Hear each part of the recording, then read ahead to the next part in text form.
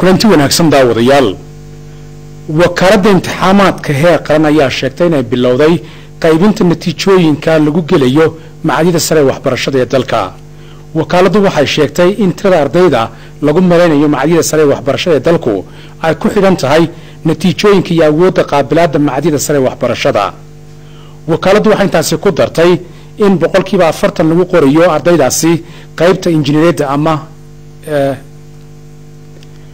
mulkiilaha geedi socodka injineeriyadda heer qaran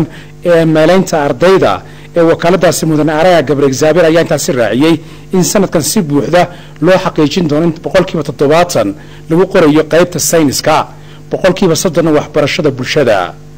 mudane araya wuxuu sheegay in ardayda lagu kala dirayo in ardaydaasi loo kala dirayo 22 jaamacadeed ee soo jireenka ee dalka ka jira in jaamacadaha cusubna la kolba eegayo awoodooda qaabilaad intay dhan tahay urur goboleedka IGAD ayaa sheegay in loo baahan yahay in la kordhiyo ka qayb qaadashada dadweynaha si loola dagaalamo faralka gagixisada ee ka dhici kara gobolka Geeska Afrika urur goboleedka IGAD wuxuu bilaabay inuu isku duubni dhinaca wada shaqaynta la yeesho macadyada caalamiga ee ku howlan la dagaalanka gagixisnimada waxaa la dhammaystiray kulan cilmiyeedkii wadamada xubnaha ka urur goboleedka IGAD magaalada Addis Ababa uga socday xiritaanka kulankan oo socday muddo 3 maalmood ayaa go'aanka goobtaasi ka soo jeedisay Marwanasana Tasfa oo ah agaasimaha waaxda nabadgelyada iyo amniga ee urur goboleedka IGAD sidoo kale waxaa isaguna goobtaasi ka hadlay Commander Ababa Muluna oo isaguna ah madaxa xafiiska liidka argagixisnimada ee urur goboleedka IGAD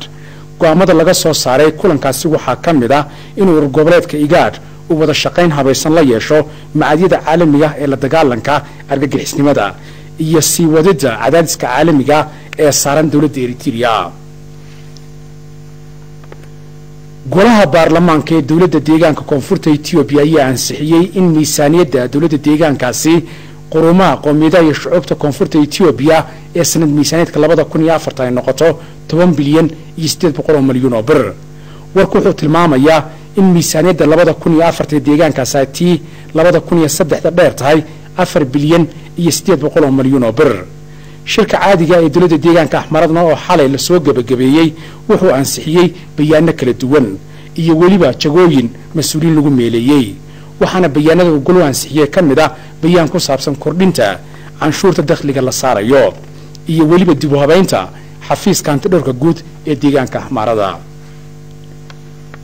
kadib markii madaxda wasiirada wadamada qaaradda Yurub ay isticmaalaan lacagta Eurooda loo yaqaano oo shirgo bilaabmay magaalada Brussels ee dalka Belgium ayay wararku sheegayaan in suuqyada saamiyadu ay dib u soo noolaadeen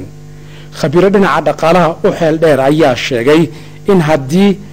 go'aanka ka soo baxaya shirkaasi ee lacagta gurmadka ee dhinaca Greece loogu deeqayo ay mid wanaagsan noqoto intaas ay keeni doonto in saamiyada suuqyada wadamada kale ee qaaradda Yurubna ay isbedel samayn doonaan Shiinaha iyo midowga wadamada koonfurta bari ee qaaradda Aasiya ayaa saxay dokumenti heshiis oo safgarasho oo hab nabadeed loogu xalinayo khilaafka ka dhaxeeya Shiinaha iyo wadamada la deriska ee ku aadan badda koonfurta Shiinaha ay wadamadaasi wadaagaan Shiinuhu wuxuu tilmaamay in dokumentigan isafgarashada heshiiska ee la saxay uu noqonayo mid abuuri kara niyad wanaag iskaashi oo wadamadaasi ka dhex abuurma